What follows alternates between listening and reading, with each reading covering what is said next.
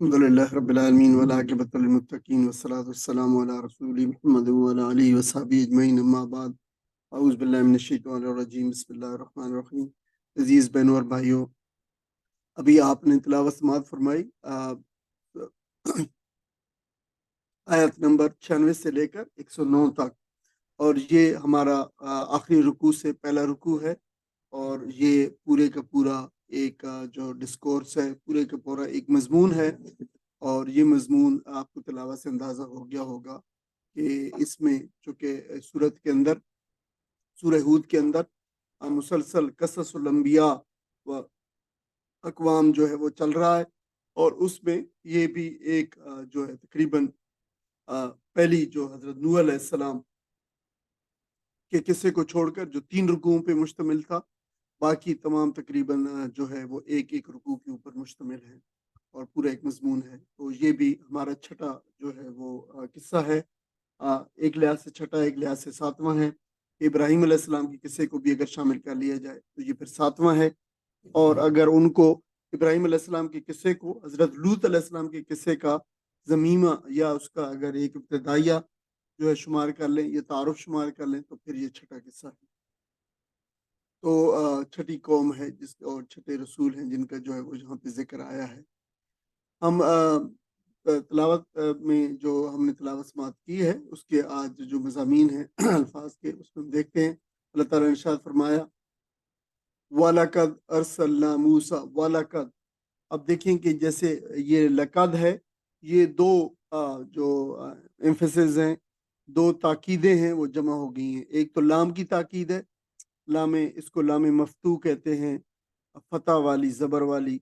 جو ہے لام ہوتی ہے جب آتی ہے پہلے کسی بھی اس سے پہلے، تو یہ بھی پھر جو تاکید کے معنی دیتے ہیں۔ اور قد بھی جو ہے یہ یقین کے معنوں کے اندر، تاکید کے معنوں کے اندر، ڈیفینیٹ کسی چیز کو بیان کرنے کے لیے جو استعمال ہوتا ہے، وَلَقَدْ، اور یقینی طور پر، بے شک، اس میں کوئی شک نہیں ہے، ارسلنا، بھیجا ہم نے، جو ہے ہم نے بھیجا، ارسلہ بھیجا، اور جو ہے نا، الف نا جو ہے وہ فرسٹ پرسن پلورل، ہم، اللہ تعالیٰ اپنی طرف جو ہے اس کی ضمیر ان کے اللہ تعالیٰ کی طرف ہے، تو ظاہر ہے اللہ تعالیٰ اپنے لیے جو ہے وہ خود، تو اللہ تعالیٰ کی ذات جو ہے سنگولر ہے، واحد ہے، لیکن یہ ادب کی وجہ سے جو ہے اس کی وجہ سے جو شاہی انداز ہوتا ہے خاطب کا، اس میں یہ پلورل کا جو ہے وہ صیغہ لایا جاتا ہے، اس وجہ سے یہ پلورل کا ہے۔ تو ہم نے بھیجا موسیٰ علیہ السلام کو، ہم نے بھیجا، جیسے پہلے ہم بھیج چکے، یہ بھی ترجمہ کر سکتے ہیں، دونوں ماضی کا ہے۔ آگے ہے بے آیاتنا، بازر بھی کہ بنی ساتھ ہوتا ہے، آیات نشانیاں، نہ ہماری، ہم نے اپنی نشانیوں کے ساتھ، یعنی وہ سلطان، اور اپنی جو ہے وہ ایک کسی ثبوت اور دلیل، اور کسی جو ہے دلیل کے، آپ یقینی طور پر قطعی دلیل، یا آپ قوت بھی کہہ سکتے ہیں، کوئی چیز ایسی ہو، اس کے بہت سارے معنی ہوتے ہیں، بھی ہم دیکھتے ہیں۔ مبین، بالکل واضح، کھلی، ہم نے کھلی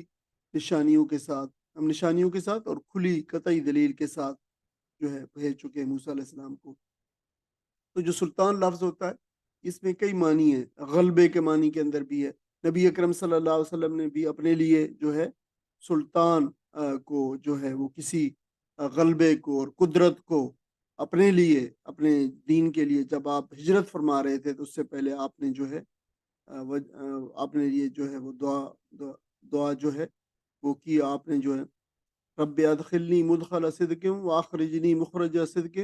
واجعل لی من لدنک سلطانا نصیرا، میرے اپنی طرف سے، اپنی جناب سے میرے ساتھ کوئی ایسا غلبہ، قدرت، نشانی، دلیل، معجزہ، جو سارے معنی اس میں ہے کہ میرے لیے، میرے مقرر فرما دے، یعنی میرے دین کو، میرے لیے، میرے جو ہے غلبے کے لیے کوئی قدرت اور کوئی غلبہ اس کو عطا فرما۔ تو یہ جو ہے قوت کے معنوں کے اندر یقینی طور پر اللہ تعالیٰ کی طرف سے قوت کا کسی رسول کو دیے جانا، یہی مراد ہوتی ہے کہ اللہ تعالیٰ کی طرف سے جو قوت آ گئی ہے تو اس کے اوپر اب یہ غالب ہی رہے گا، اس کے اوپر کوئی دوسرا جو جو ہیں، جو مخالفین ہیں، اب وہ جو جھٹلانے والے ہیں اس پہ غلبہ نہیں پا سکتے۔ تو وہ چیز جو ہے اللہ تعالیٰ ارشاد فرمانے کہ ہم نے بھیجی۔ آیات اور سلطان دو چیزیں آئی ہیں، جو ہے آیات نشانیاں معجزے اور سلطان جو ہے وہ ظاہر ہے جو ہے نشانیاں یہ بھی جو قدرت کی طرف سے جو دلیل ہے معجزے یہ بھی اس میں شامل ہے. اس سے دونوں سے مراد پھر وہی نشانیاں اور معجزے مراد ہیں جو اللہ تعالیٰ نے حضرت موسیٰ علیہ السلام کو دیے. اور یہ قرآن مجید میں ان کا ذکر جو ہے ایک جگہ اکٹھا بھی آیا ہے. 9 معجزے جو ہے یہ تھے ان کا. انشاءاللہ آگے ہم پڑھیں گے اس کو. الا فرعون، فرعون کی طرف، و ملائہی اور اس کے جو ہے ملائہی اور اس کے ملا جو ہے ہم اس کو پہلے بھی پڑھتے چاہ رہے ہیں. تمام رسولوں کا جب ذکر آیا ان کی قوموں کا ذکر آیا تو پھر اس کی قوم کے ملا سردار ایلیٹ اشرافیہ سردار ان کے ذکر بھی آیا ہے. تو وہ سب کا آیا ہے. تو چونکہ جو ہے وہ ایک ہی وجہ یہ ہے کہ جو ایلیٹ کلاس تھی جو اشرافیہ تھے رسولوں کو انہوں نے لازمی طور پر سب سے پہلے جھٹلانے والوں میں وہ شامل ہوتے تھے. تو جو ہے وہ اس وجہ سے ان کا ذکر بھی آیا ہے. مسلسل آ رہا اس لیے آپ کو جو ہے وہ اس لفظ کے معنی میں ابھی جو ہے کوئی شبہ نہیں ہونا چاہیے. فتبعوا امر فرعون، فتبعوا پس، فتبعوا اتبعوا یعنی انہوں نے اطاعت کی، انہوں نے فرما برداری کی، پیروی کی. امر، امر جو ہے حکم، فرعون، فرعون کے حکم کی، فرعون کے حکم کی انہوں نے پیروی کی. یعنی کس کی بات کر رہے ہیں؟ پوری قوم کی بات کر رہے ہیں. ان کے جو ان کی جو قوم تھی ظاہر ہے انہوں نے فرعون کی پھر پیروی کی، موسیٰ علیہ السلام کی یعنی بات کو نہیں مانا. وما امرو اور نہیں تھا امر جو ہے وہ فرعون کا امر نہیں تھا برشید. اب یہ اس سے پہلے بھی ہم پڑھتے ہیں کوئی چیز جو رشد کو پہنچ چکی ہو، جو ٹھیک اپنی اچھی حالت کو جو پہنچ چکی ہو تو وہ ٹھیک کے معنوں کے اندر بھی آتا ہے. نہیں تھا فرعون کا حکم ٹھیک، یا اس کو رشید جو ہے ابھی ہم نے علیہ منکم رجل الرشید بھی پڑھ چکے ہیں. اس میں حضرت لوط علیہ السلام نے قوم سے کہا کہ تمہارے اندر میں کوئی بھی ایک سوجھ بوجھ والا ٹھیک سوچ والا آدمی نہیں ہے. تو ظاہر ہے یہ اس معنی کے اندر بھی تو اس کی سوچ جو تھی وہ ٹھیک نہیں تھی، ہٹی ہوئی تھی. رشید ہدایت پائی ہوئی، حق شناس، ٹھیک سب معنی اس کے اندر جو ممکن ہے. یک دومو، یک دومو دیکھیں یہ جو لفظ ہے یک دومو جو ہے یہ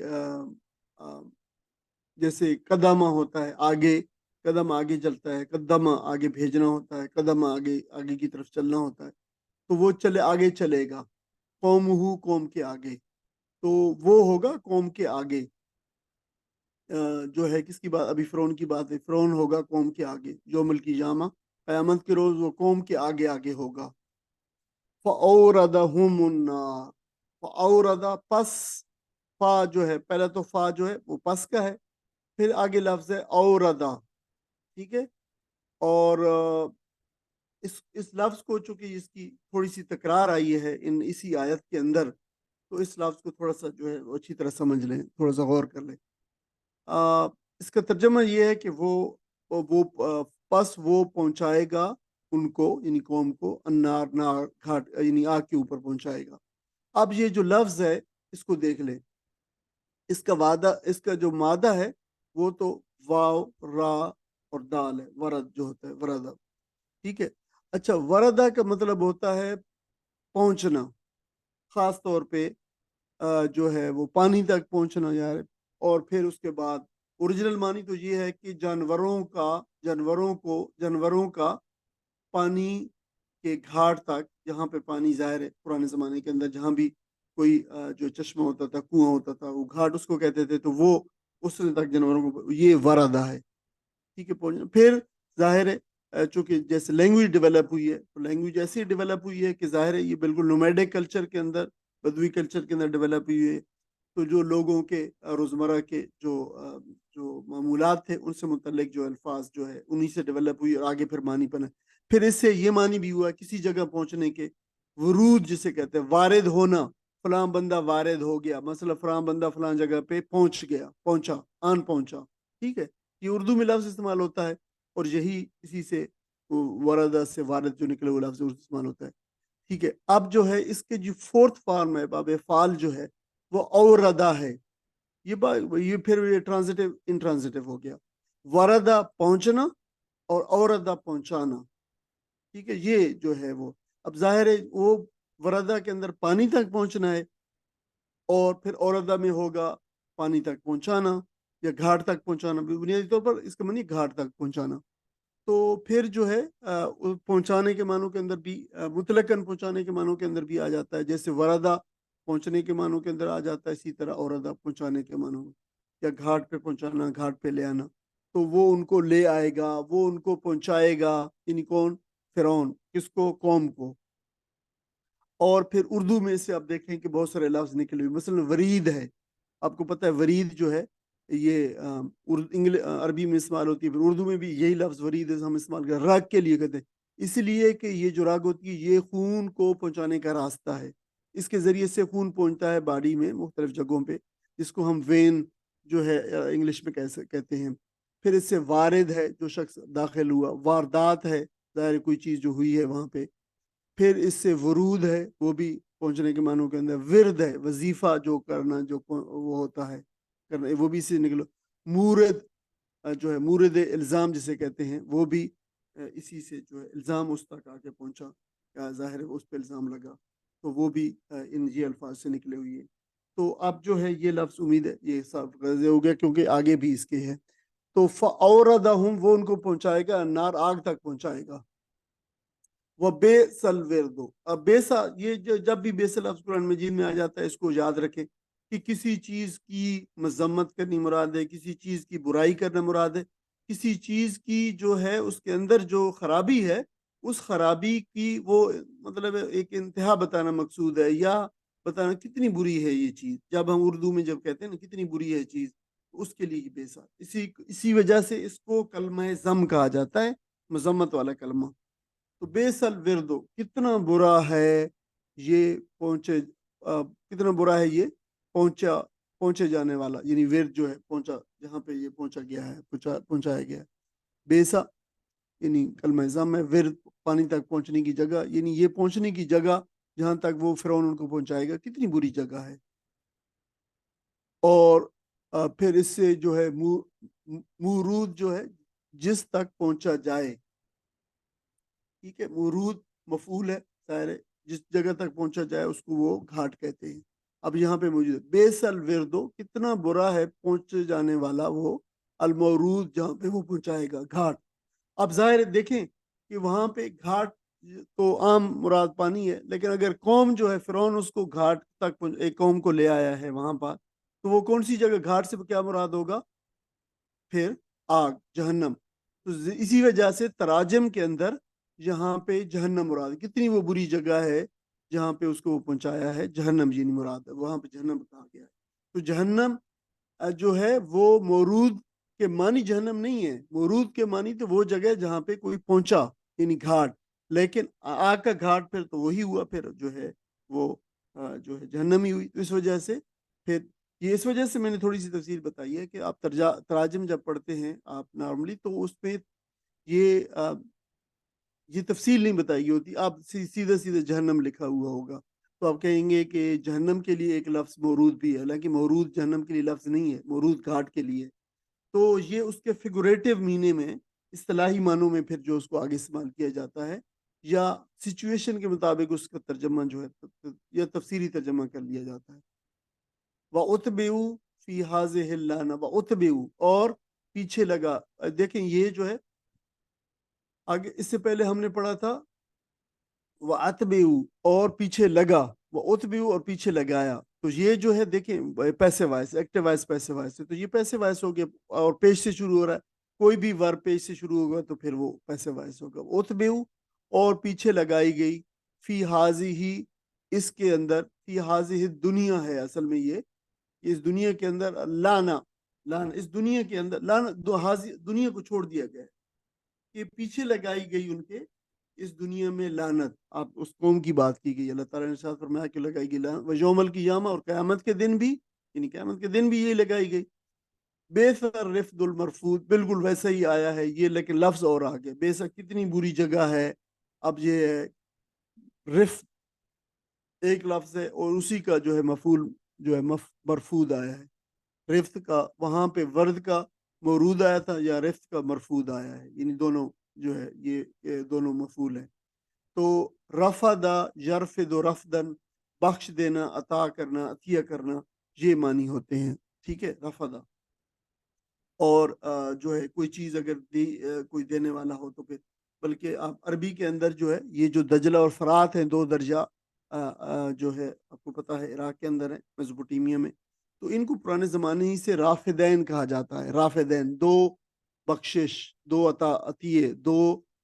دینے والے، یعنی خوشحالی اور پانی اور پروڈیوس اور ہر چیز، اسی وجہ سے ان کو رافدین پھر کہا جاتا ہے۔ تو رفت جو ہے پھر اس کا جو مصدر ہے رفت، اس کا مطلب پھر عطیہ، انعام، بخشش، مدد ہو گیا۔ اور اسی سے پھر مرفوض جو ہے وہ چیز جو بخش دی گئی، جو بخشی ہوئی چیز ہے، تو کتنی بری ہے بخشش دیے جانے والی چیز۔ اور اس سے مراد جگہ بھی یہ دونوں ہو سکتے ہیں، آپ چیز بھی اس کا ترجمہ کئی جگہوں پہ تراجم میں اس کا، وہ چیز کتنی بری ہے جو بخش دی گئی ہے ان کو، اور وہ جگہ کتنی بری ہے جو ان کو بخشی گئی ہے یا جہاں پہ یہ گئے ہیں۔ تو یہاں پہ چونکہ جہنم مورود مراد گھاٹ لیا گیا ہے تو وہ جگہ ہے، اس لیے ترجمہ جگہ سے کیا گیا ہے۔ دونوں ترجمے سے ہیں، جگہ بھی اور چیز بھی۔ کتنی بری ہے وہ بخش دیے جانے والی چیز، اور ان کو کیا بخشی گئی ہے؟ ظاہر ہے وہ گھاٹ بخشا گیا ہے، گھاٹ پہ پہنچے۔ ذالک، یہ من انباء، من سے، انباء جو ہے نبا کی جمع ہے، خبر کی، یہ انباء، یہ خبریں ہیں، القرا، بستیوں کی۔ قرا جو ہے یہ قریتن کی جمع ہے، قریہ اردو کے اندر بھی بستی کو کہتے ہیں۔ بستیوں کی خبروں میں سے یہ ایک خبر ہے جو نبی اکرم صلی اللہ علیہ وسلم کو بتائی جا رہی ہے۔ نہ قصہو، نون زبر نہ، ہم، قصہ جو ہے، قصہ جو قصو جو ہے بیان کرنا، ہو اس کو، تو ہم بیان کرتے ہیں اس کو، اللہ تعالیٰ ارشاد فرما رہا ہے، علیہ کا آپ پر، آپ، منہا ان میں سے، ان بستیوں کی خبروں میں سے آپ اس پہ بیان کرتے ہیں، یہ اللہ تعالیٰ نے۔ قائمن، کچھ قائم، ان میں سے قائمن، کچھ کا اس لیے ترجمہ ہے کہ قائمن جو ہے اس کے اوپر تنوین نکرہ ہے، تو کچھ جو ہے قائم ہے وہ بستیاں، وہ حسید، اور کچھ جو ہے وہ تہس نہس ہو چکی ہیں، گل سڑ چکی ہیں، وہ بالکل جو ہے کٹ چکی ہے ان کی فصل۔ اچھا، یہ حسید جو ہے یہ ہم 30ویں پارے میں ایک جگہ پہ آیا تھا، شاید درمیان میں بھی کہیں ایک دفعہ آیا ہے، حسد یاسد، حسدن، کھیتی کاٹنا، اور خاص طور پر بیوہ کی تباہی کی غرض سے کوئی کھیتی اگر کاٹی گئی ہے، تباہ کی گئی ہے، تو وہ پھر حسید ہے، جس میں قرآن میں اس سے پہلے آیا ہے فَجَعَلْنَاهَا حَسِيدًا كَأَن لَّمْ تَغْنَ بِالْأَمْسِ، تو ہم نے ان کو ایسا کاٹ ڈالا کہ گویا کل وہاں پہ کچھ تھا ہی نہیں۔ تو یہ بھی اللہ تعالیٰ نے ارشاد فرمایا۔ تو جو ہے وہ اس یہ جو 3 آیات ہیں ان کا ترجمہ ساتھی پڑھتے ہیں۔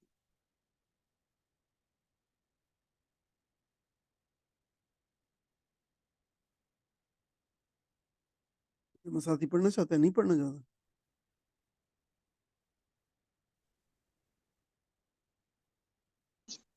میں پڑھتا ہوں۔ اور موسیٰ کو ہم نے اپنی نشانیوں اور کھلی کھلی سند ماموریت کے ساتھ فرعون اور اس کی اعیان سلطنت کی طرف بھیجا، مگر انہوں نے فرعون کے حکم کی پیروی کی، حالانکہ فرعون کا حکم راستی پر نہ تھا۔ قیامت کے روز وہ اپنی قوم کے آگے آگے ہوگا اور وہ اپنی پیشوائی میں انہیں دوزخ کی طرف لے جائے گا۔ کیسی بدتر جائے ورود ہے یہ جس پر کوئی پہنچے، اور ان لوگوں پر دنیا میں بھی لعنت پڑی اور قیامت کے روز بھی پڑے گی۔ کیسا برا صلہ ہے یہ جو کسی کو ملے، یہ چند بستیوں کی سرگشت ہے جو ہم تمہیں سنا رہے ہیں، ان میں سے بعض اب بھی کھڑی ہیں اور بعض کی فصل کٹ چکی ہے۔ جزاک اللہ خیرا۔ یہ حضرت موسیٰ علیہ السلام اور ان کی جو ہے وہ قوم کا اور فرعون کا جو معاملہ تھا، اب یہ آ گیا ہے۔ اب یہ جیسے میں نے کہا تھا کہ یہ چھٹا جو ہے وہ قصہ ہے جو آیا ہے، حضرت ابراہیم علیہ السلام کا بھی شامل کر لیا جائے تو یہ 7واں قصہ ہے اس صورت کا، اور لیکن باقی قصے نسبتاً تفصیل سے آئے ہیں، لیکن یہ قصہ جو ہے بس اجمالاً اور مختصراً آیا ہے۔ اس کی وجہ شاید یہ ہے کہ پیچھے جو ہے بالکل جو سورہ یونس تھی متصل، اس میں جو ہے پیچھے موسیٰ علیہ السلام کی اور فرعون کا قصہ جو ہے کافی تفصیل کے ساتھ آیا ہے۔ تو جو ہے اس وجہ سے یہاں پہ جو اہم جو اس کے اسباق ہیں صرف ان کا ذکر کیا گیا ہے، جو عبرت کی باتیں نصیحت کی باتیں ہیں صرف ان کا ذکر کیا گیا ہے۔ ویسے جو ہے ادروائز جو قرآن مجید کے اندر حضرت موسیٰ علیہ السلام کا ذکر سب سے زیادہ ذکر آیا ہے انبیاء علیہ السلام میں سے، اور قریباً جو ہے 100 سے زیادہ مرتبہ جو ہے موسیٰ علیہ السلام اور بنی اسرائیل کا جو ہے وہ ذکر آیا ہے، اور 30 سے زیادہ صورتوں کے اندر آیا۔ تو آپ اندازہ کر سکتے ہیں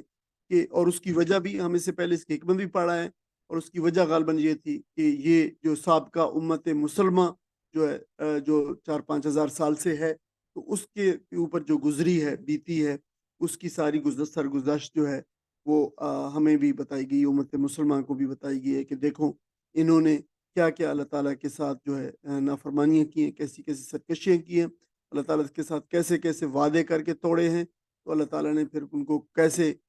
جو ہے ایک نشان عبرت جو ہے وہ بنایا ہے، اور کیسی اللہ تعالیٰ نے ان کو سزا دی ہے۔ اس سرگزشت کا مقصد بھی وہی ہے جو اس سے پہلے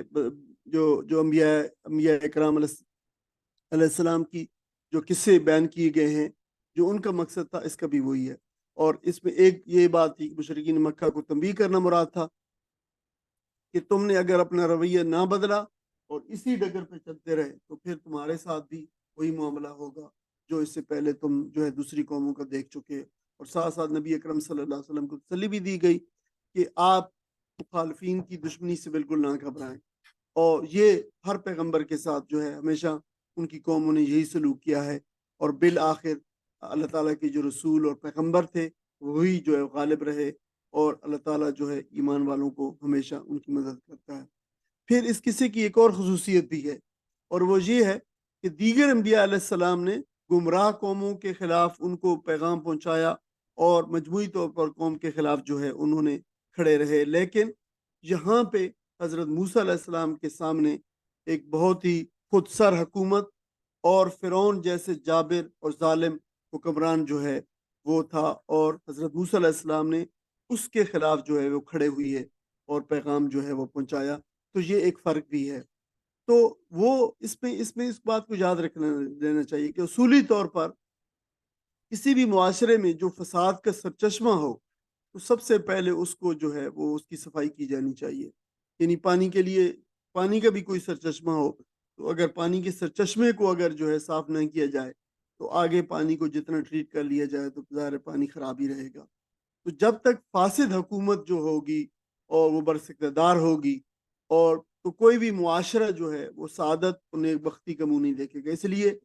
کہ حکومت جو ہے وہ سورس ہے فساد کا۔ تو ظاہر ہے اسی لیے موسیٰ علیہ السلام نے بھی اس معاشرے کے اندر سب سے پہلے اس بڑے فساد کو اس کے جو مرکز تھا فساد کا، جو چشمہ تھا سرچشمہ تھا، اس کو جو ہے اپنا ہدف بنایا، اور جو ہے اپنی دعوت کا آغاز وہاں سے کیا۔ حضرت موسیٰ علیہ السلام جو اللہ تعالیٰ نے موسیٰ کو جو اپنی جو آیات اور سلطان مبین جو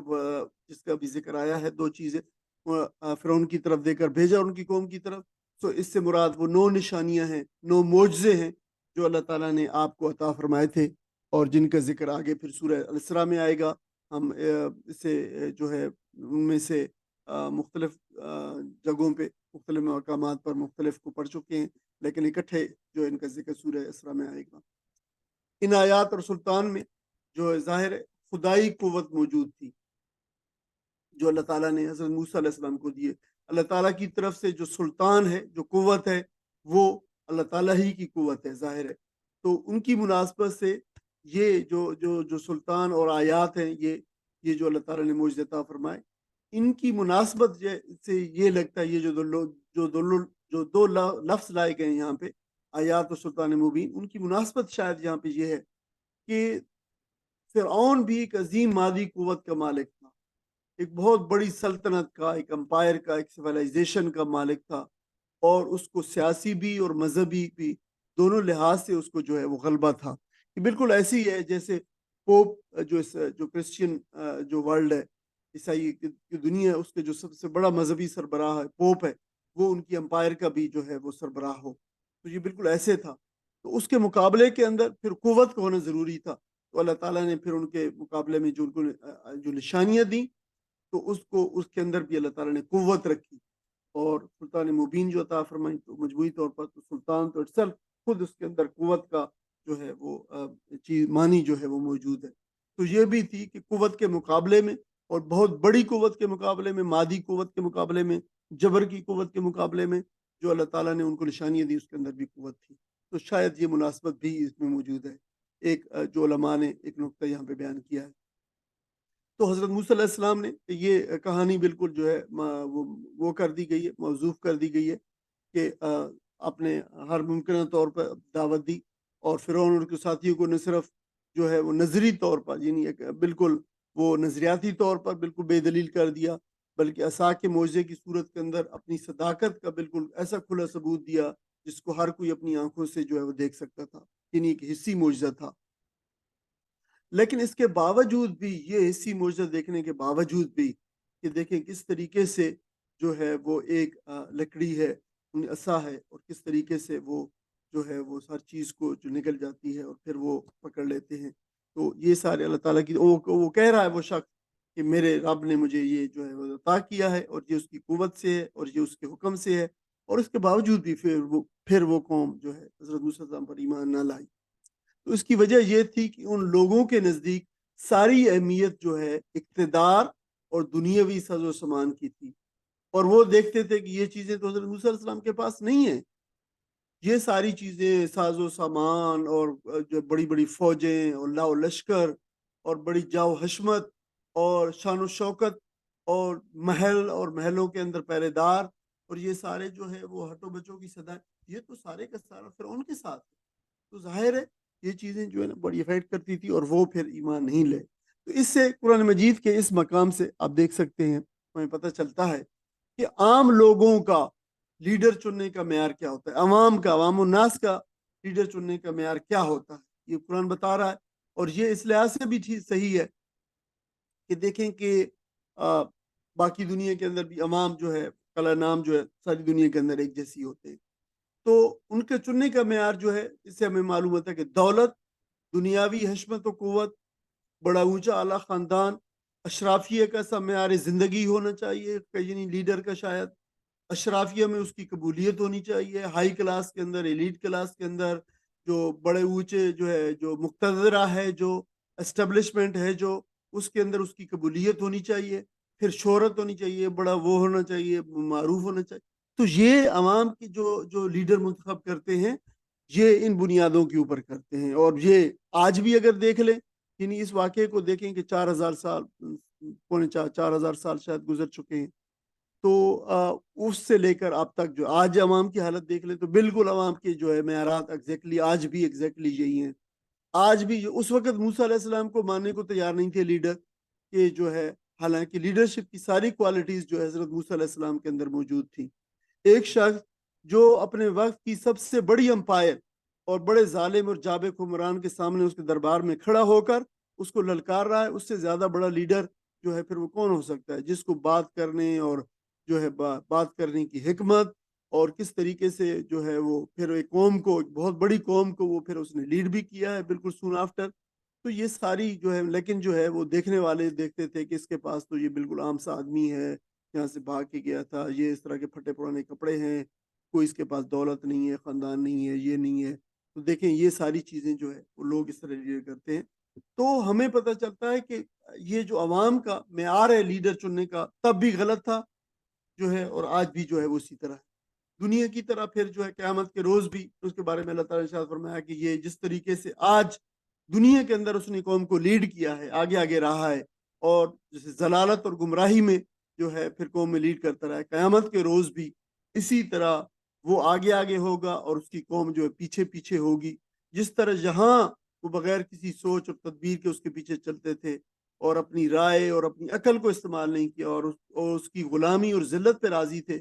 اور حالانکہ اللہ تعالیٰ نے انہیں عقل دی تھی اور ارادہ اور آزادی کی نعمتیں دی تھیں، لیکن انہوں نے خود اپنے تئیں جو ہے ان آزادی کی اور ان نعمتوں سے جو ہے وہ دستبرداری اختیار کر لی تھی اور غلامی اختیار کر لی تھی۔ تو قیامت کے روز بھی یہ اس کے پیچھے جو اسی طرح چلیں گے، لیکن اس کے ساتھ وہاں پہ کچھ اور عواقب بھی جو ہے وہ ہے۔ پھر جو ہے یہ ان کو رہنمائی کرتا ہوا آگے چلتا ہوا کہاں دوزخ کی طرف لے جائے گا۔ اس بات کو بیان کرنے کے لیے جو اسلوب بیان کیا گیا ہے وہ کچھ اس طرح ہے کہ اس کی قوم کے لوگ جو اندھے بن کر اس کے پیچھے چلتے رہے، تو قیامت کے روز بھی مویشیوں کی ریوڑ کی طرح پیچھے چلتے ہوئے، اور جیسے چرواہا اپنے ریوڑ کو پانی پلانے کے لیے گھاٹ پر لے جاتا ہے،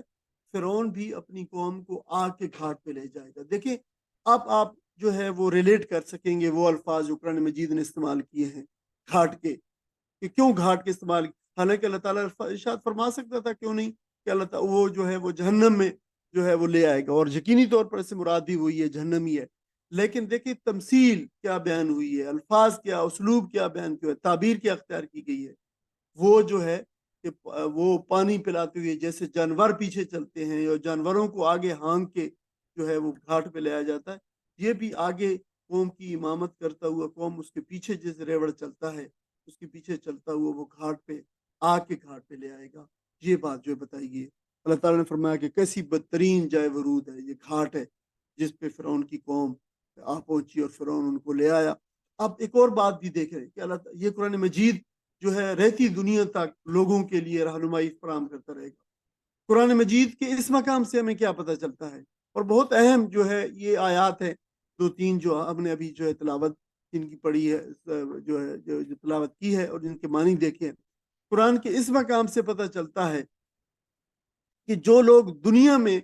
کسی قوم یا جماعت کے رہنما ہوتے ہیں، قیامت کے روز بھی وہ ان کے رہنما ہوں گے۔ اللہ تعالیٰ کی یہ آیات خود بتا رہی ہیں، بالکل صاف صاف واضح مطلب، اگر وہ دنیا میں نیکی اور سچائی اور حق کی طرف رہنمائی کرتے تھے تو جن لوگوں نے یہاں ان کی پیروی کی ہے وہ قیامت کے روز بھی انہی کے جھنڈے تلے جمع ہوں گے اور اس کی پیشوائی میں جنت کی طرف جائیں گے۔ اور اگر دنیا میں کسی ضلالت اور کسی بد اخلاقی اور کسی بے راروی کی طرف لوگوں کو بلاتے تھے جو دین حق کی راہ نہیں ہے، تو یہی لوگ ان کے پیچھے قیامت کے روز بھی چل رہے ہوں گے اور ان کے پیچھے پیچھے چلتے ہوئے انہی کی سرکردگی میں جہنم میں جا پہنچیں گے، جہنم کا رخ کریں گے۔ یہ وہ قرآن کا مقام ہے جس سے یہ بات بالکل دو اور دو چار کی طرح جو ہے واضح ہوتی ہے، اور اس کی تصدیق نبی اکرم صلی اللہ علیہ وسلم کے ارشاد مبارک سے بھی ہوتی ہے، جس میں آپ صلی اللہ علیہ وسلم نے فرمایا کہ قیامت کے روز جاہلیت کی شاعری کا جھنڈا امراء القیس کے ہاتھ میں ہوگا۔ آپ کو پتہ ہے امراء القیس جو ہے وہ جو سبع معلقہ ہیں، 7 معلقات ہیں جو 7 ہینگنگز، ان میں سے ایک اور عرب دنیا کا بہت مشہور شاعر تھا۔ نبی صلی اللہ علیہ وسلم نے فرمایا، ظاہر یہ بھی جو ہے وہ جاہلیت کی میں ہی فوت ہوا، مرا، فرمایا کہ یہ جاہلیت کی شاعری اور شاعروں اور شاعری کا جھنڈا اس کے ہاتھ میں ہوگا، اور تمام عرب جاہلیت کے تمام شعراء اس کی پیشوائی میں دوزخ کی راہ لیں گے۔ یہ نبی اکرم صلی اللہ علیہ وسلم کی حدیث مبارک ہے۔ آپ دیکھ سکتے ہیں کہ یہ بالکل یہ بات جو قرآن مجید نے جو ہے وہ اوپر بیان فرمائی ہے، یہ جو اس دنیا کے اندر بھی امامت اور قیادت اور پھر اس کے پیچھے اطاعت، اور قیامت کے اندر بھی اسی طرح وہی اطاعت کیا، تو ہمیں قرآن مجید کے اس مقام سے معلوم ہو کر لینا چاہیے کہ میں آج کس کے جھنڈے تلے ہوں، کس کے پیچھے میں چل رہا ہوں، میری یہ شخص رہنمائی کرتا ہوں مجھے کہاں لے جائے گا۔ نبی اکرم صلی اللہ علیہ وسلم نے ارشاد فرمایا، اللہ تعالیٰ نے خود ارشاد فرمایا کہ قیامت کے روز بھی جو اس دنیا میں جن کے پیچھے چل رہے ہیں وہ قیامت کے روز بھی انہیں کے پیچھے چلیں گے۔ یعنی اس سے زیادہ واضح کیا جو ہے اللہ تعالیٰ بات ارشاد فرما سکتا ہے۔ تو یہ بہت ہی اہم مقام ہے قرآن مجید کا۔ فرعون اور قوم فرعون کی بدترین سزا کا ذکر بھی کیا گیا ہے کہ اللہ تعالیٰ نے اس دنیا کے اندر بھی ان پہ لعنت فرمائی اور آخرت کے اندر بھی اللہ تعالیٰ نے ان پہ لعنت مسلط کر دی ہے، اور یہ لعنت کی بدترین سزا اس لیے ہے کہ اللہ تعالیٰ کی رحمت سے یہ دوری ہوگی۔ فرمایا وما ظلمناہم، وما اور نہیں، ظلمنا ہم نے ظلم کیا، ہم ان پر، ہم نے ان پر ظلم نہیں کیا، اللہ تعالیٰ ارشاد فرما رہا ہے، ولیکن لیکن بلکہ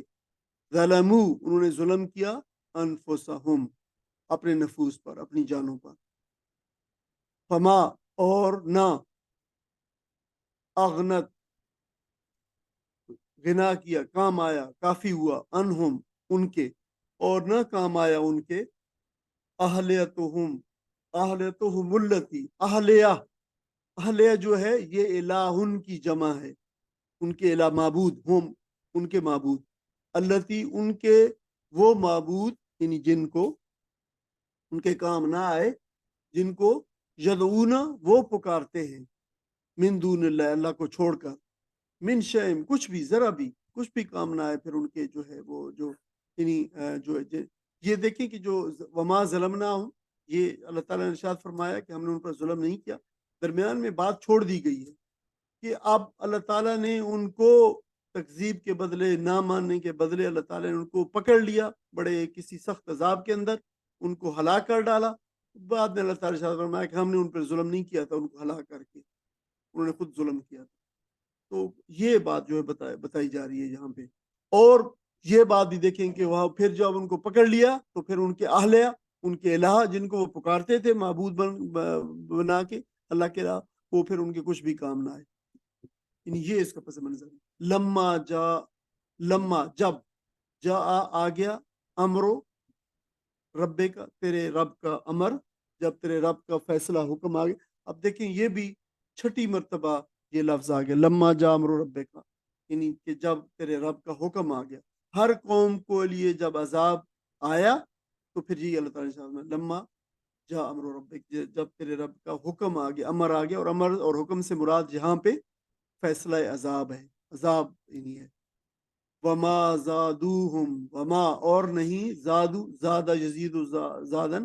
زیادہ کرنا، اور نہیں زیادہ کیا ہم ان کو، اور نہیں زیادہ کیا ان کو ان کے خداؤں نے، یعنی وہ جو وہی جو اسی کی بات اہلیہ کی بات کر رہے ہیں۔ غیر تطبیب غیر ادر دین نہ کے لیے معلوم ہوتا ہے، جیسے مسلم نان مسلم غیر مسلم، اسی طرح تطبیب غیر تطبیب،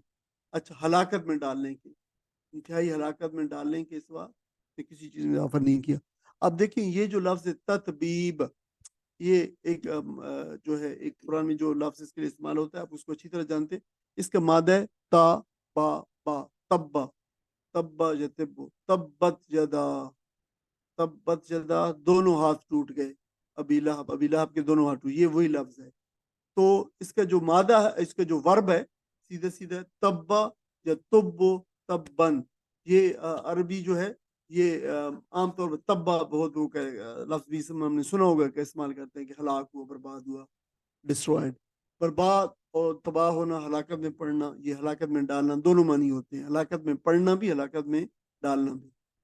اچھا پھر اس سے جو ہے یہ تو فرسٹ فارم آف دا ورب ہے، جو سیکنڈ فارم آف دا ورب ہے باب تفعیل تببا، جو طب وہ تطبیباً،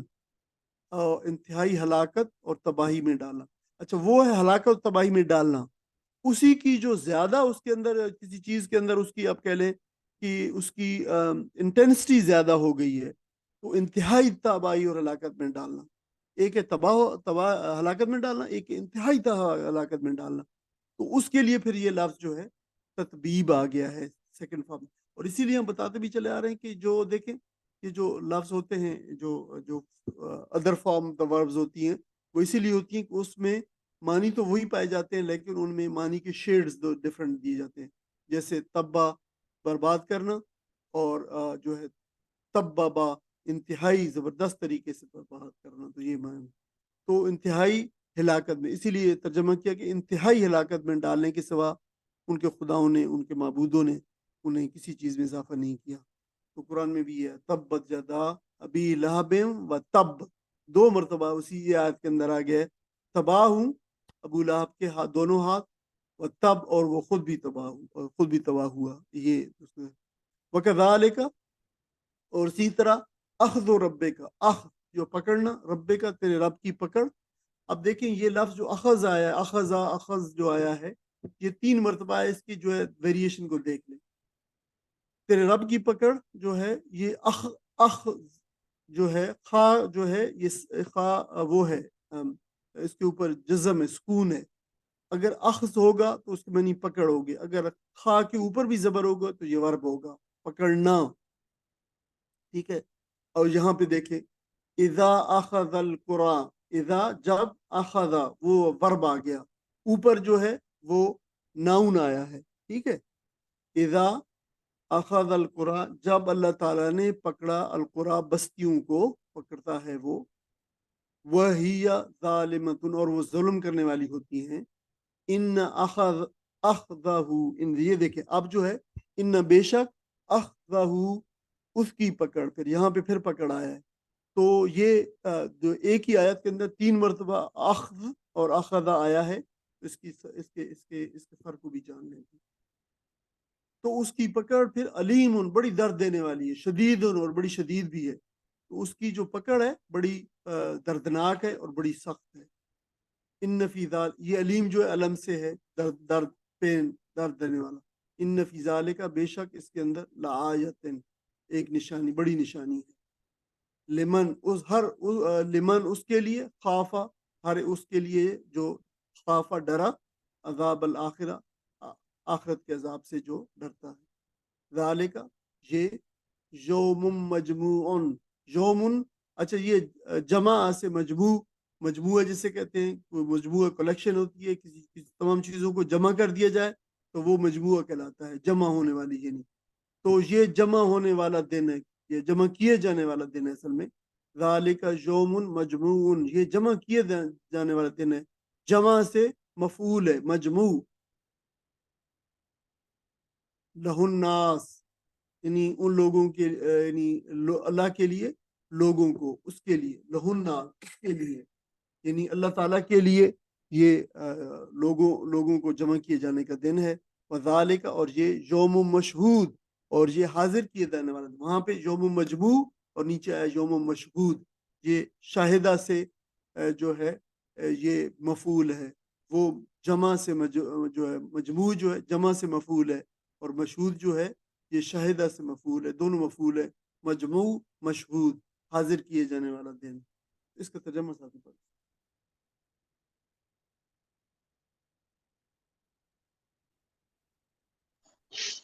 ہم نے ان پر ظلم نہیں کیا، انہوں نے آپ ہی اپنے اوپر ستم ڈھایا، اور جب اللہ کو حکم آ گیا تو ان کے وہ معبود جنہیں وہ اللہ کو چھوڑ کر پکارا کرتے تھے، ان کے کچھ کام نہ آ سکے،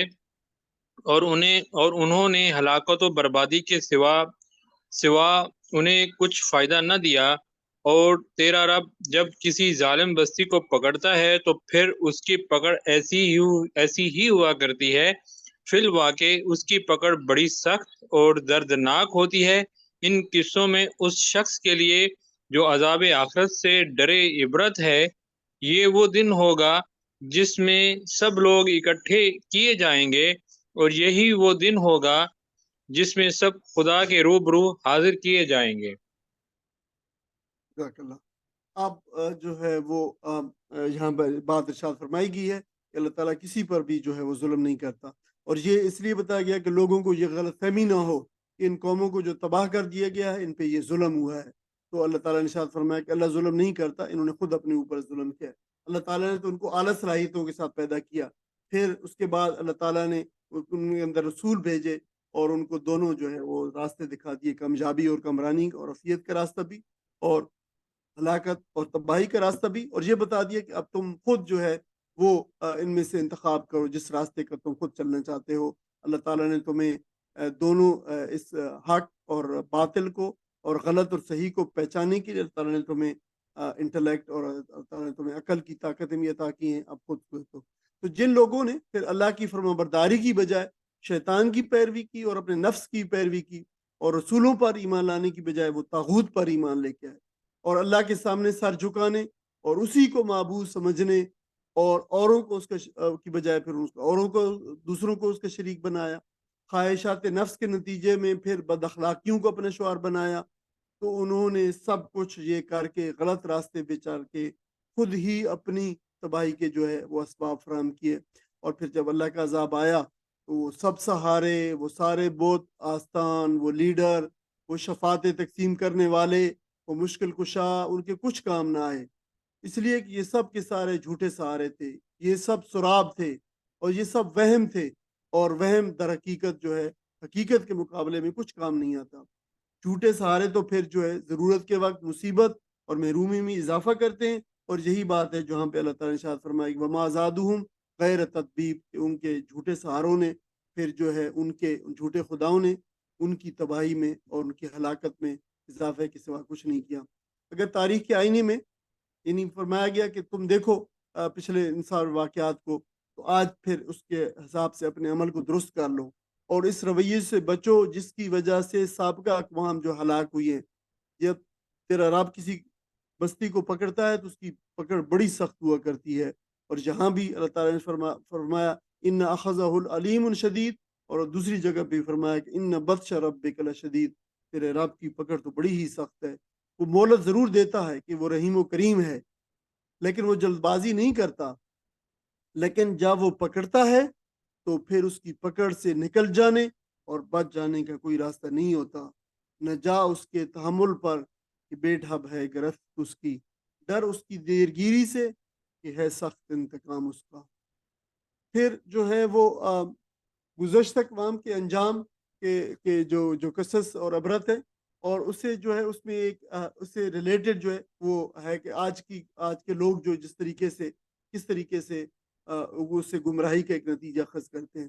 یہ جو تاریخ کے واقعات یہاں پہ بیان ہو رہے ہیں، ان میں سے کئی ایک نشانیاں ہیں ان کے اندر، اگر انسان ان نشانیوں پہ غور کرے تو پھر جو ہے وہ ضرور اس بات پہ پہنچ جائے گا کہ آخرت ضرور پیش آنے والی ہے، اور پیغمبروں کی باتیں بتائی ہوئی ہیں بالکل سچی تھیں، اور ان نشانیوں سے یہ بھی معلوم کر سکتا ہے کہ آخرت کا عذاب کتنا سخت ہوگا۔ یعنی اگر انسان غور کرے کہ اللہ تعالیٰ نے جن قوموں کو یہاں پہ ہلاک کیا ہے، بڑی شدید جو ہے وہ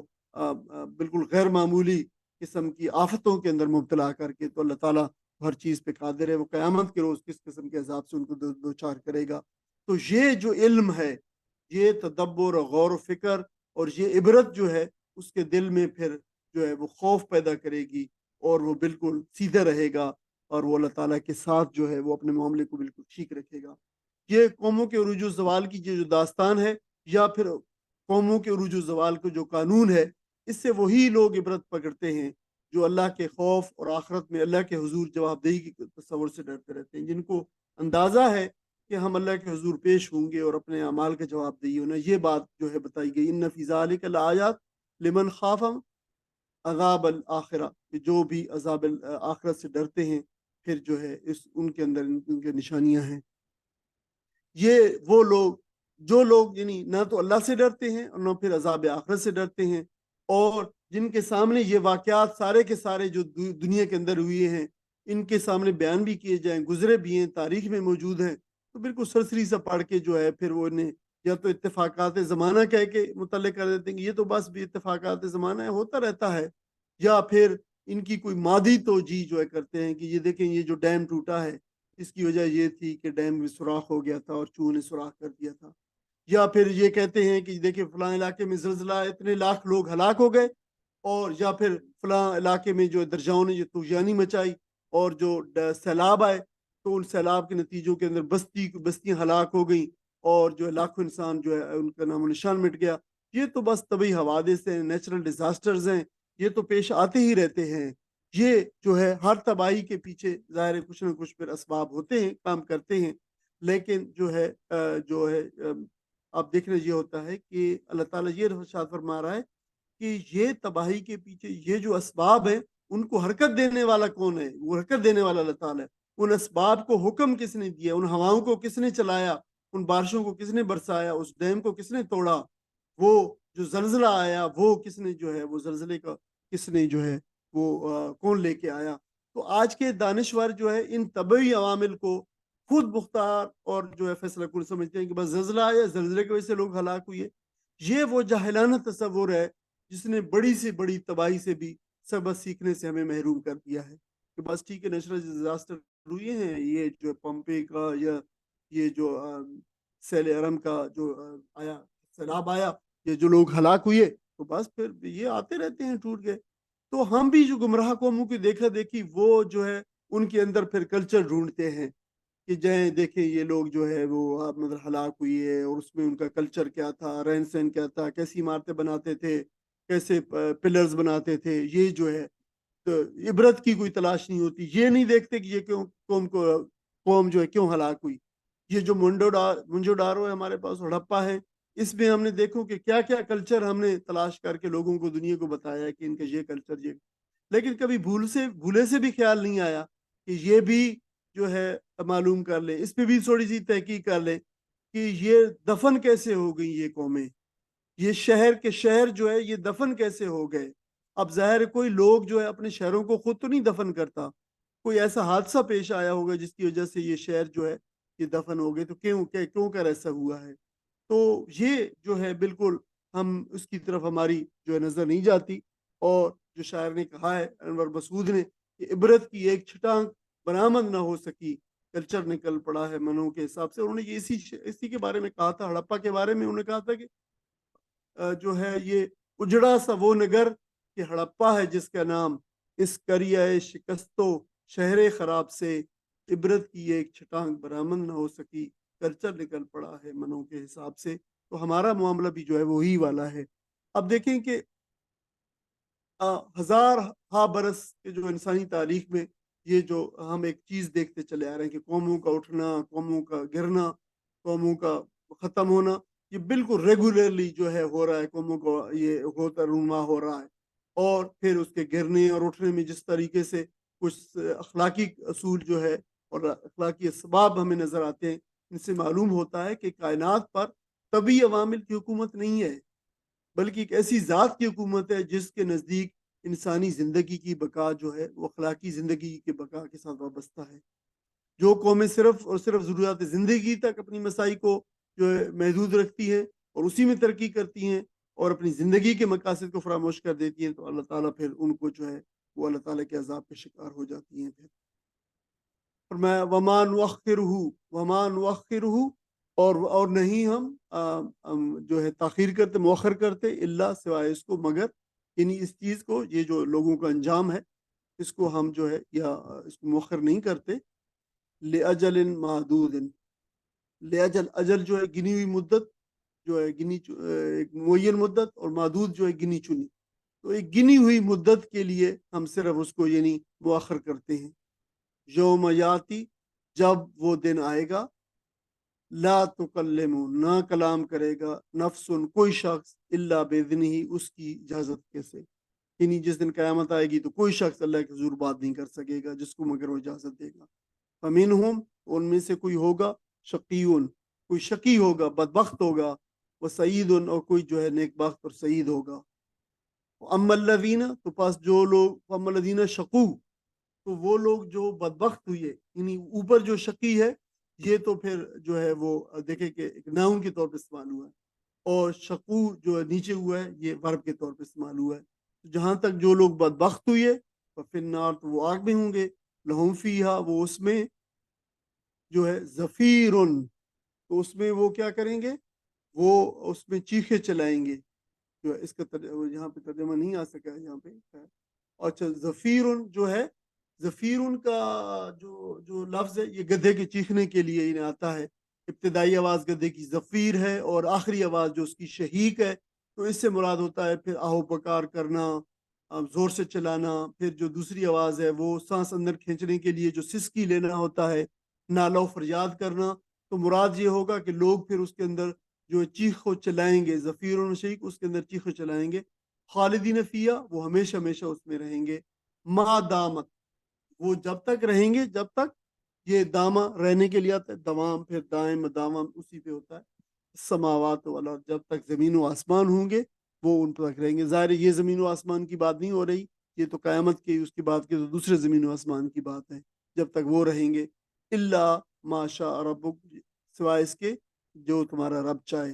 اگر اللہ اس میں ایکسیپشن ہے کہ ہو سکتا ہے اللہ تعالیٰ ان کو کسی وقت جو ہے وہ بھی نکال بھی سکتا ہے. یہ اللہ تعالیٰ یعنی ایکسیپشن بھی اللہ تعالیٰ کی، اللہ تعالیٰ ہی کو حاصل ہے. ان ربا کا، بے شک آپ کا رب، فعال لما یرید، فعال جو ہے وہ بہت ہی کر گزرنے والا ہے. یعنی یہ فعال سے فعال ہے، جو ہے وہ کر گزرنے والا ہے، مبالغے کا صیغہ ہے فاعل سے، جو ہے وہ جو لما یرید، جس کا وہ ارادہ کرتا ہے. اور اس کا ترجمہ دیکھ رہے، چلائیں گے دھاڑیں گے، یعنی زفیر کا. اس کا ترجمہ پڑھتے ساتھی.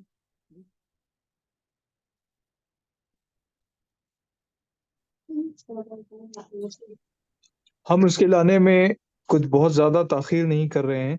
بس ایک گنی چنی مدت اس کے لیے مقرر ہے. جب وہ آئے گا تو کسی کو بات کرنے کی مجال نہ ہوگی،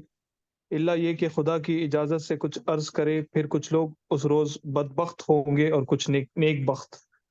جو بدبخت ہوں گے وہ دوزخ میں جائیں گے، جہاں گرمی اور پیاس کی شدت سے وہ ہانپیں گے اور پھنکارے ماریں گے، اور اسی حالت میں وہ ہمیشہ رہیں گے جب تک کہ زمین و آسمان قائم ہے، الا یہ کہ تیرا رب کچھ اور چاہے، بے شک تیرا رب پورا اختیار رکھتا ہے کہ جو چاہے کرے۔ جزاک اللہ خیر۔ اب جو ہے وہ فرمایا کہ قیامت زیادہ دور نہیں ہے، انسان کی یہ اپنی کمزوری ہے کہ وہ اس کو دور سمجھتا ہے، اگر اس کے سامنے قیامت کا ذکر بھی کیا جائے تو وہ اسے زیادہ اہمیت نہیں دیتا، اور سمجھتا ہے کہ یہ بڑی ابھی دور، ابھی ہنوز دلی دور است، تو جس چیز کا آنا ابھی بہت دور ہے اس کے بارے میں کیوں اپنے آپ کو جو ہے وہ اس میں ڈالوں پریشانی میں۔ تو اللہ تعالیٰ فرماتا ہے کہ قیامت کا کوئی ایسی چیز نہیں ہے کہ اس کو تم بہت دور سمجھو، بس ایک گنی چنی مدت ہے جس کے بعد قیامت کا آنا یقینی ہے، اور پھر ایسی مدت بھی نہیں جس میں تاخیر ہو سکے، اس کا مقرر وقت ہے۔ اور اس سلسلے میں آپ صلی اللہ علیہ وسلم کے ارشاد کو اگر پیش نظر رکھا جائے تو معاملہ اور بھی زیادہ فکر مندی کا ہے۔ آپ صلی اللہ علیہ وسلم نے فرمایا کہ من ماتا فقد قامت قیامت ہو، جو شخص مر گیا اس کی قیامت آ گئی، کیونکہ اس کے ساتھ اس کے مہلت عمل جو ہے اس کی ختم ہو گئی۔ تو قیامت کو دور تو وہی کہہ سکتا ہے جو موت کو دور سمجھتا ہے، اور موت کو دور سمجھنا جو ہے وہ سب سے بڑی خود فریبی ہے۔ پھر اللہ تعالیٰ نے یہاں پہ دوسری بات جو ارشاد فرمائی ہے کہ اس روز کا روز اللہ تعالیٰ کے حضور کوئی بھی اس کی اجازت کے بغیر بات نہ کر سکے گا۔ اور پھر اس آیت نے تو تمام بے بنیاد اور خیالی توقعات کا جو ہے وہ خاتمہ کر دیا۔ کوئی سمجھتا ہے کہ فلاں حضرت ہماری سفارش کر کے ہمیں بچا لیں گے، فلاں بزرگ جو ہے اڑ کے بیٹھ جائیں گے، اور اپنے ایک ایک متوسل جس کو وسیلہ انہوں نے پکڑا ہے وہ تو بخشوائے بغیر مانیں گے نہیں، فلاں صاحب جو اللہ میاں کے بڑے چہیتے ہیں جنت کے راستے میں بس بیٹھ جائیں گے، اور اپنے جو دامن گرفت جو لوگ ہیں جن کے ساتھ ان کا دامن وابستہ ہے ان کو جو ہے بخشش کا پروانہ لے کر ہی دیں گے۔ یہ ناز برادری کرنا تو درکنار، اللہ تعالیٰ ارشاد فرما رہا ہے کہ ان کے اس کے سامنے تو کوئی زبان نہیں کھول سکے گا سوائے اس کے کہ اس کو کوئی جو ہے اجازت دے۔ تو یہ ان جو ہے وہ جھوٹی شفاعتوں کے اوپر جو ہے اس دنیا کے اندر اس پہ تکیہ کرنا اور اپنے عمل اس کی بنیاد پہ چھوڑ دینا بہت بڑا خسارے کا سودا ہے۔ فرمایا کہ اس دن کچھ لوگ جو ہے بدبخت ہوں گے، اہل دوزخ ہوں گے، اور کچھ نیک بخت اہل جنت ہوں گے، اور یہ بدبختی اور یہ خوش بختی ان کے ایمان اور کیا عمل کی بنیاد پہ ہوگی۔ اور دوزخیوں کے چیخنے چلانے کی تعبیر جو بتائی گئی ہے یہ گدھے کی آواز کے حوالے سے جو ہے وہ تعبیر کی گئی ہے کہ اس میں ظاہر ایک حقارت کا پہلو ہے کہ ان کی یہ جو ہے وہاں پہ ان کی حالت ہوگی، وہ اس دوزخ میں اس وقت تک رہیں گے جب تک اس وقت کے جو زمین و آسمان اللہ تعالیٰ نئی دنیا نے جو نئی بسائی ہے اس دنیا کے اندر جو ہے جب تک وہ آسمان و زمین قائم ہے، یا پھر جب تک اللہ تعالیٰ جو ہے وہ چاہے گا۔ اور یہ زمین و آسمان تو یقیناً نہیں ہوں گے، کیونکہ فرمایا اللہ تعالیٰ نے پہلے ہی قرآن مجید کے اندر یوم تبدل الارض غیر الارض والسماوات، اس دن اللہ تعالیٰ قیامت کے روز زمین و آسمان کو بدل کے رکھ دے گا، یعنی وہ غیر زمین اور غیر سماوات ہوں گے۔ اور فرمایا یہ جو ما دامت السماوات والارض کا جو جو جو جو جو جو ایکسپریشن ہے یہ ایک محاورہ بھی ہے جو استمرار، کنٹینویشن اور دوام، ہمیشگی کے لیے جو آتا ہے۔ تو اس سے مراد ابدیت بھی ہو سکتی ہے کہ ہمیشہ ہمیشہ، اور اس میں کوئی یہ اشارہ بھی ہو سکتا ہے کہ جب تک اللہ تعالیٰ چاہے، جب تک وہ زمین و آسمان قائم رہیں گے، اگر کوئی زمین و آسمان کو اللہ تعالیٰ دوبارہ پھر کسی وقت ان کو جو ہے بدلے گا تو شاید اللہ تعالیٰ اس نظام کو بھی، اس چیز کو بھی بدل دے۔ تو اس میں یا پھر اللہ تعالیٰ خود تخفیف کرنا چاہیے، اللہ تعالیٰ کا اپنی ڈسکریشن ہے، اللہ تعالیٰ کا اپنا استحقاق ہے، وہ چاہے تو کر سکتا ہے۔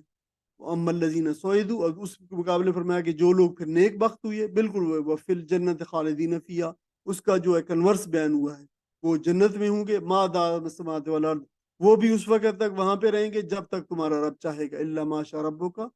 عطاء غیر مجذوب، اس کی جو عطا بخشش ہوگی غیر مجذوز، نہ ختم ہونے والی ہوگی۔ مجذوز جو ٹوٹا ہوا، کاٹا ہوا، توڑا ہوا، اور غیر مجذوز وہ جو نہیں کاٹا گیا، جو نہیں توڑا گیا، جو کنٹینیو ہے، یعنی اس کی بخشش بھی کنٹینیوڈ ہوگی، نہ ختم ہونے والی ہوگی۔ فلا تکو، یہ فلا تکن ہے، اور تم نہ ہو جاؤ جو ہے فی مریتن، کسی شک میں، کسی تردد میں، مما اس سے، یعبدو جس کی وہ عبادت کرتے ہیں، ہاؤلائے یہ لوگ جس کی یہ عبادت کرتے ہیں، اس کے بارے میں کسی شک میں مبتلا نہ ہو۔ نبی صلی اللہ علیہ وسلم کو فرمایا ما یعبدون، جس کی یعنی یہ عبادت کرتے ہیں، اللہ سوائے اس کے، کما یعبد آباؤہم، مگر اس طرح جیسے بندگی کرتے تھے، سوائے یعنی اس کے کہ وہ بندگی کرتے تھے ان کے آباؤہم، آباء و اجداد، من قبل، اس سے پہلے، وَإِنَّا، اور بے شک، ہم ہم یقین یہ وفا جو وفی توفیتن یہ پورا کرنا سیکنڈ پارٹ ہم پورا جو ہے دینے والے ہیں پورا دیں گے نصیبہم ان کا حصہ غیر منقوص بغیر کسی کمی کے ان کو جو ہے اس کا حصہ دیں گے یہ وہ لوگ ہیں جن کا یعنی اس کا جزا ان کی جو ہے ان کو پوری جو ہے وہ مل کے رہے گی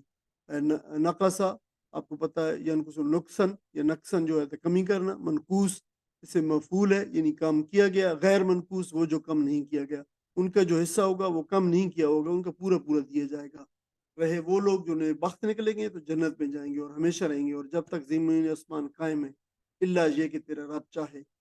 اور تیرا رب کچھ اور چاہے ایسی بخشش ان کو ملے گی جس کا سلسلہ کبھی منقطع نہ ہوگا بس اے نبی صلی اللہ علیہ وسلم تو ان معبودوں کی طرف سے کسی شک میں نہ رہے جن کی یہ لوگ عبادت کرتے ہیں یہ تو بس لکیر کے فقیر بنے ہوئے ہیں اسی طرح پوجا پاٹ کیے جا رہے ہیں جس طرح پہلے ان کے باپ دادا کیے کرتے تھے ہم ان کا حصہ انہیں بھرپور دیں گے بغیر اس کے اس میں سے کچھ کاٹ کسر ہو